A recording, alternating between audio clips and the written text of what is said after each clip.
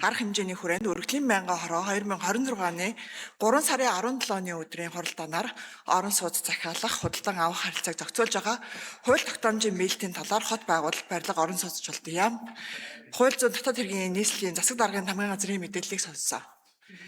Өргөдлийн байнгын хороо 2026 оны 5 сарын 20-ны өдрийн хуралдаанаар Монгол Улсын их хурлын 2026 оны хаврын ээлжид чуулганы хугацаанд төлөөд хяналт шалгалтын цаглбар тусгасан орон сууц захиалах, худалдан авах харилцааг зохицуулж байгаа хууль тогтоомжийн биелэлтийн талаарх мэдээллийг байнгын хорооны хуралдаанаар хэлэлцсэн орон сууц захиалж хохирсон иргэдээс ирүүлсэн өргөдөл гомдол хууль тогтоомжийн биелэлтийг шалган судалж дүгнэлт гаргах шаардлагатай бол шийдвэрийн төсөл боловсруулах үр бүхий ажлын хэсгийг байнгын хорооны 02 дугаар тогтоолоор байгуулсан бөгөөд ажлын хэсгийг Улсын их хурлын гишүүн өргөдлийн байнгын хорооны дарга Номын Чимэг,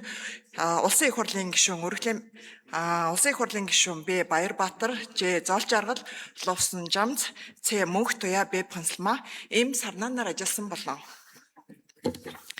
Ажлын хэсэг орон сууц захиалгын улмаас хохирсон иргэдээс ирүүлсэн өргөдөл гомдлыг судалж холбогдох хууль тогтоомжийн хэрэгжилтийн байдалд хяналт шалгалт хийх хүрээнд хот байгуулалт барилга орон сууцчлалтын яам, улсын ерөнхий прокурорын газар, ерөнхий газар, шүүхийн шийдвэр гүйцэтгэх газар, нийслэлийн засаг даргын тамгын газраас шаардлагатай тайлбар мэдээллийг авч барилгын төслийн хэрэгжилтийн явцдаа газар дээр нь танилцаж, ажилласан талаарх мэдээлэл судалгаатай танилцсан, өргөдөл гаргагч иргэд болон төсөл хэрэгжүүлэгч аж ахуйн нэгжүүдийн төлөөлөлтөд нийт 4 удаагийн уулзалт зохион байгуулсан болно.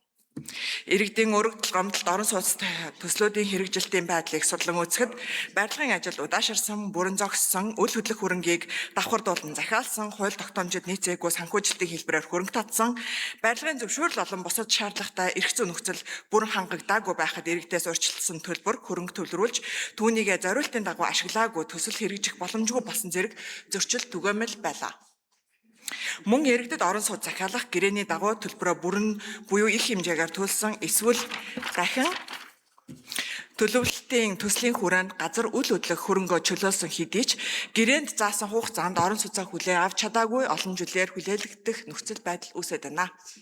Ажлын хэсгээс орон сууц захиалах худалдан авахтай холбоотой харилцаанд өсөж байгаа зөрчил маргаан иргэдийн өмчлөх хөрөнгийн аюулгүй байдал хэрэглэгчийн эрх ашгийг хүндсэн төдийгүй барилгын салбарын тогтвортой хөгжил хөрөнгө оруулалтын орчин төрд итгэх олон нийтэд итгэл сүргээр нөлөөлж байгаа хууль эрх зүйн орчныг боловсронгуй болгох, бүртгэл мэдээллийн нэгдсэн тогтолцоог бүрдүүлэх, төслийн санхүүжилтөнд тавих хяналтыг сайжруулах, хэрэглэгчдийн эрхийг хамгаалах, баталгаад бэхжүүлэх, салбарын ил тод байдал, хамтын хариуцлагын тогтолцоог боловсронгуй болгох, арга хэмжээг үе шаттайгаар авч хэрэгжүүлэх шаардлагатай гэж үзэж, засгийн газар чиглэл өгөх тухай Улсын их хурлын тогтоолын төсөл боловсруулагдлаа. Өргөдлийн байнгын хороо 2026 оны 7 сарын 1-ний өдрийн хуралдаанаар ажлын хэсгийн санал дүгнэлт болон Монгол Улсын их хурлын 5 дугаар зүйлийн 5-ийн 1 дэх хэсэг, 22 дугаар зүйлийн 22-ийн 3-ийн 6 дугаар заалт, Монгол Улсын хяналт шалгалтын тухай хуулийн 10 дугаар зүйлийн 11 дугаар хэсэгт тус үндэслэн боловсруулсан засгийн газар чиглэл өгөх тухай Улсын их хурлын тогтоолын төслийг хэлэлцлээ.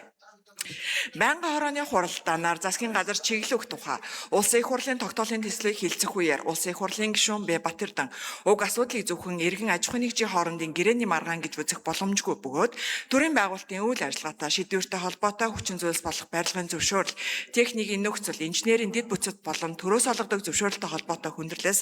асуудлыг төрийн байгууллагын оролцоо, хариуцлагын хүрээнд үнэлж шаардлагатай саналыг хэлж төртэй холбоотой хариуцлагын тогтолцоог боловсронгуй болгох асуудлыг тогтоолын төсөл тусах талаар хэллээ.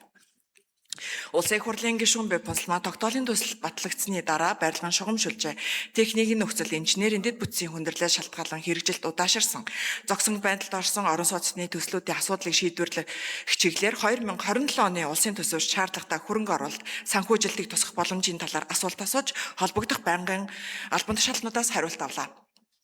Засгийн газар чиглэл өгөх тухай Улсын их хурлын тогтоолын төслийг байнгын хорооны хуралдаанд оролцсон гишүүдийн олонх нь буюу 76.9% дэмжиж нэгдсэн хуралдаанаар хилцүүлэх нь зүйтэй гэж үзлээ.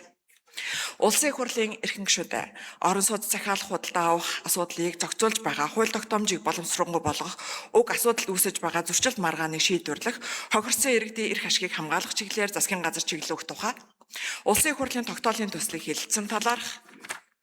өргөдлийн байнгын хорооны санал дүгнэлтийг шийдвэрлэж өгөхийг та бүхнээсээ хүсье.